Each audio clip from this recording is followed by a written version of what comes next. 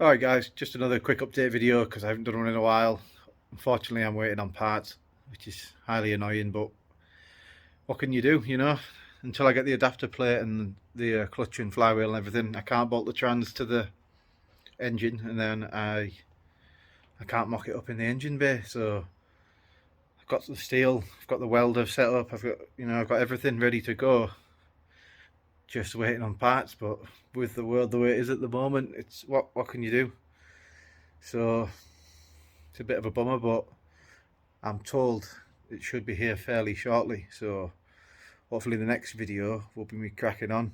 I went ahead and from where I left off last time, I've pulled out the gearbox and power plant frame and all that sort of stuff, and just ready to rock now basically, so fingers crossed any day. Annoyingly, I am still waiting for parts so that I can join the 2J to the ZF. Got the shifter and everything here. Basically, it's going to be quite handy to fit this with it being a linkage shifter. You can basically cut this part to the size, re-weld it, and obviously mount that into the FD, knock up a little bracket, easy. These gearboxes are known to take quite considerable amount of abuse and power, so, and with it being 6-speed, it'll be nice in an FD. I've got the intake manifold and everything taken off, so I'm just going to go for a nice plenum and everything. As I did a quick test fit in the car, you can't really see because it's just sitting here at the moment,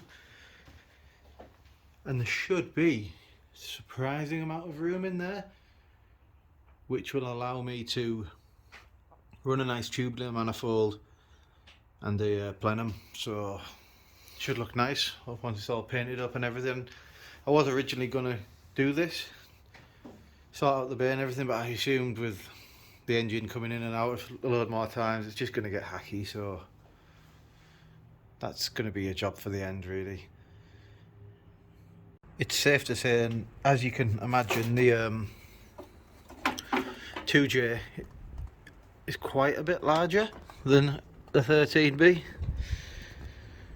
so I need to get it sat down quite nice and low so that it clears the front of the bonnet.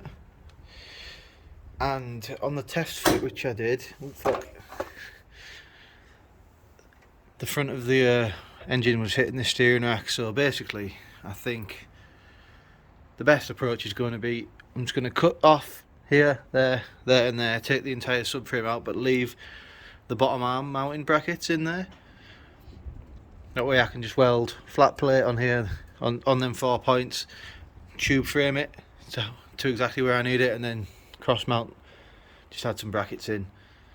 Nice and easy solution. And that'll get the engine mounted.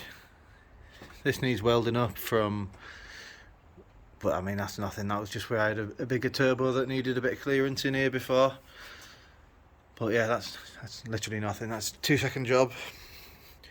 Paint the bay up generally, but I mean, once again, here's a comparison. That's basically the full size of the 13B engine. Yeah, so be an interesting job, but it's been done before, so there's no reason I can't do it. I do want to try and retain the factory bonnet or hood, wherever you're from, so the clearance, I would like it to, it's never going to be a sleeper, but I don't want people to know that there's a 2JZ in here basically. Keep it nice and low key is the word, yeah. Just touching up on the steering rack again, I suspect it's going to need to be lowered at roughly, I don't know, 50 millimeters, maybe a bit less, I don't know. I'll figure that out when I get to it, but other than that, there's quite a decent amount of room in here. It's the tunnel's nice and large, so be no problem with the gearbox. Nice bit of room in the engine bay really. Back over to the 2JZ. I am debating now, while it's out of the engine, to do the shells and a set of rods and pistons, because the eventual aim and goal is to make 1,000 horsepower FD with obviously some form of reliability. I know you're never going to be truly reliable with that sort of power, but it's definitely going to be more than a 13B trying to do it. So, and obviously I'll have low and high boost. You can cruise around 600-700 horse, whatever. Then if you need it, 1,000 horsepower should be on tap. Gonna have to change the differential, of course. So I'm either looking at a 350Z diff, or maybe even a Ford 8.8 inch rear end.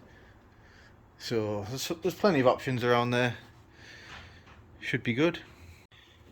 Looking a little bit sorry for itself at the moment, but it will rise to glory once again.